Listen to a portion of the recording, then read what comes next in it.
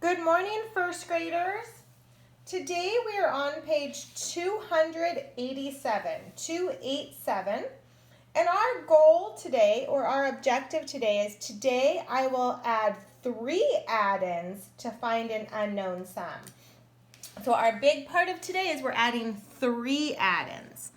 So we've been doing addition or adding for a long time now, but today we're going to have 3 numbers that we're going to be adding. So 3 numbers. So let's look at our vocabulary before we get started. Okay, and they give us an example of 3 addends. So 1, 2, 3. So we're adding 3 different numbers or addends and finding an unknown. So their unknown is an X. Unknowns, sometimes they use letters for, sometimes they use shapes. Okay, so we've learned a lot of strategies this unit. We could draw pictures to help us add. We could take 2 of the addends and add them together first. But some of our strategies are we could use count on. Miss Munoz really likes the count on strategy. We could see if any of the addends make 10 together. We could use our doubles or our doubles plus 1 strategy. So these are strategies that we've learned that we can use when we're trying to add our 3 addends today. Okay, there are some 2 properties of addition that help us. There's this one property called Associative Property, and it says a sum is the same regardless of the grouping of addends. So what that means, friends, is when I have 3 addends together, if I have 5 plus 2 plus 5, I can choose any of those to group together to add at first. So when I see this, I go, wow, I know 5 and 5 make 10. So I'm going to add those together and get 10. And then I'm going to say 10 plus 2 is 12. So associative property says we can take 2 of them and group them together. And that's okay. That's how my brain worked on that problem. Someone might have done something different though. The commutative property says addends can be added in any order and the sum will remain the same. So we can switch the order around when we do the commutative property. Okay, friends, they don't have any steps for us today, but we're going to actually write some. And it's going to be a lot of writing, okay? It's going to be kind of a lot of writing. But we're going to try it. So our first step is we're going to add 2 addends. And friends, you can pause the video, but we're going to add 2 addends. So we're going to have 3 total, 3 of them. We're going to add 2 of them together first. And then we're going to add the third addend. Okay. So boys and girls, take your time, but we're going to add 2 of them, and then we're going to add the third, and then we'll have our sum. Remember, sum means answers, boys and girls. So sum means answers. Okay, if you need to pause the video to write these down, you can. I'm going to leave it for just a moment.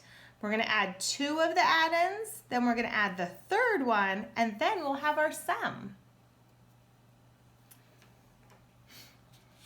And while we do this, we're going to look for different strategies that will help us. Okay. All right, boys and girls, hopefully you had time to write your steps. I'm going to get started on my problem. Here is my first problem.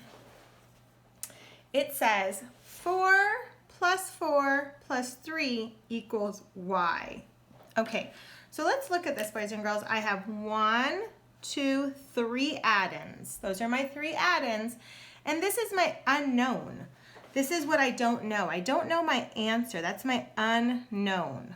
And that's what they want me to solve for. They want me to tell them what y equals. What does my unknown equal? Okay, so my steps tell me I need to add 2 addends. And I can choose any strategy I want. So when I see this, do you know what I see, boys and girls, when I look at that? When I look at that problem, I see some doubles. I see some doubles.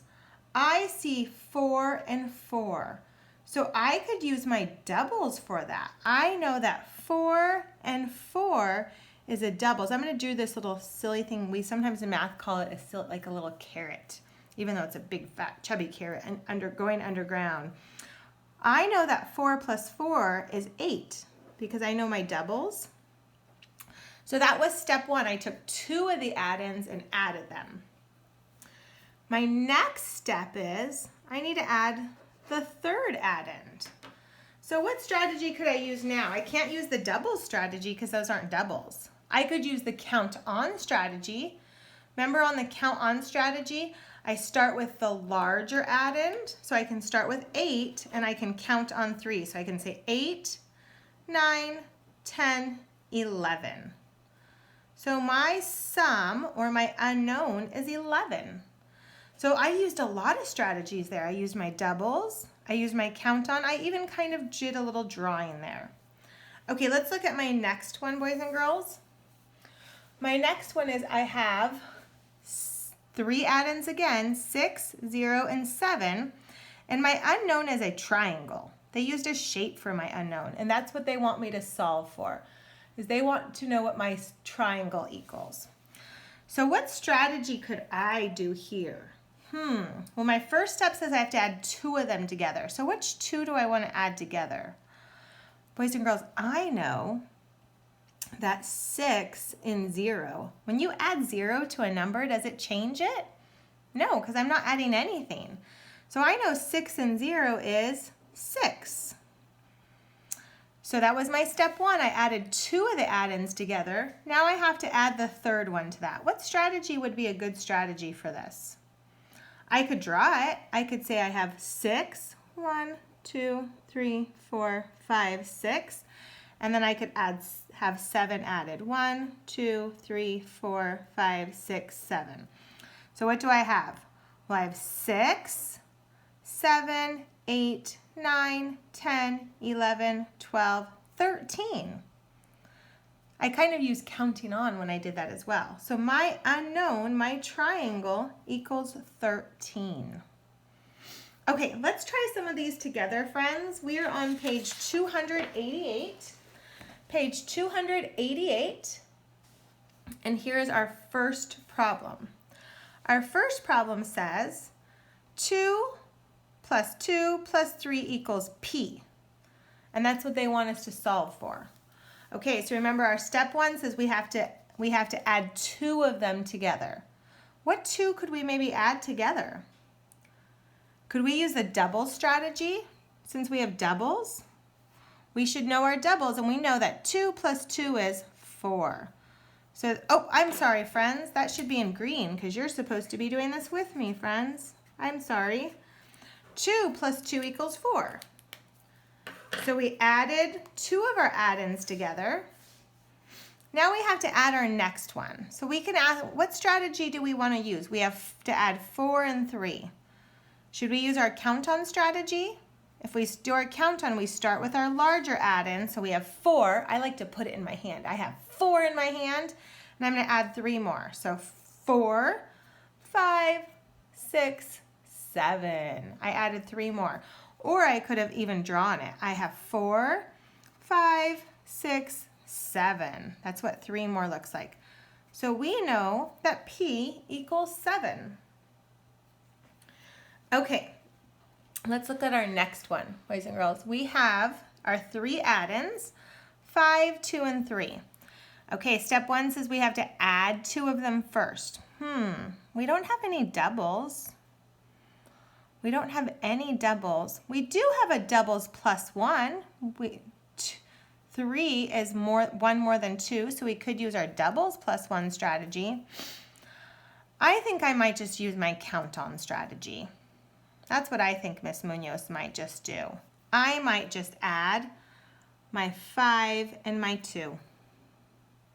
What's 5 plus 2, friends?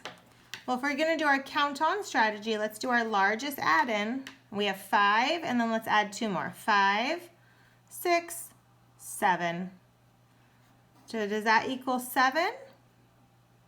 It does. And now we have to add 3 more. Could we use our count on strategy again? Could we say our largest add-in is 7? So we have 7, 8, 9, 10. So I used my count on strategy twice. That's probably because I like that strategy a lot, boys and girls. Okay, so my sum or my unknown was 10. Okay, you're going to keep practicing this with your teacher and by yourself. Have a good day, friends. Bye.